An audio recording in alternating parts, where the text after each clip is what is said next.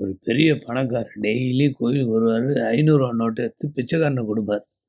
அந்த பிச்சைக்காரன் மனசுக்குள்ளே கடவுள்கிட்ட வேண்டினானா, ஒரு நாளாவது பணக்காரனா இருந்து சாவணும்னு. இந்த விஷயம் கடவுள் அந்த பணக்காரன்கிட்ட சொல்லியிருக்கார். வெளியில் உட்காந்துக்காரனே அந்த பிச்சைக்காரனை கூப்பிட்டு போய் உன்னுடைய ஒரு நாள் வாழ்க்கையை அவனை காட்டுனார்.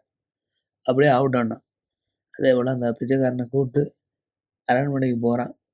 கிராண்டான சாப்பாடு சாப்பிட்டு முடிச்சதுக்கப்புறம் 20 மாத்திரை கொடுத்தான்.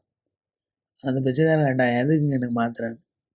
நான் வாழும் வாழ்க்கையை நீ வாழணும்னு ஒரு நாள் ஆசைப்பட்டேன். நான் என்னென்ன விஷயங்கள் பண்ணுறனோ அத்தனையும் உனக்கு அனுபவிக்கணும். இந்தா மாத்திரையை சாப்பிடுன்னார்.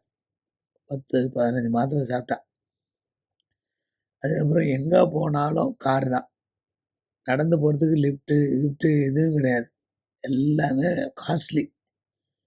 ஒரு நாள் பணக்காரன் வாழ்க்கை தூங்குறான், சாப்பிட்றான், தூங்குறான், சாப்பிட்றான். அப்போது இந்த பிச்சைக்காரன் உணர்ந்தானா, ஐயா போர் அடிக்குது அப்படின்னானா. அப்போ அந்த பணக்காரன் சொன்னாராம், இந்த வாழ்க்கை தான் நான் டெய்லி வாழ்ந்துட்டுருக்கேன். அதனால் நிறைவான வாழ்க்கை வாழ்கிறது பணக்காரனால் முடியாதுண்ணா.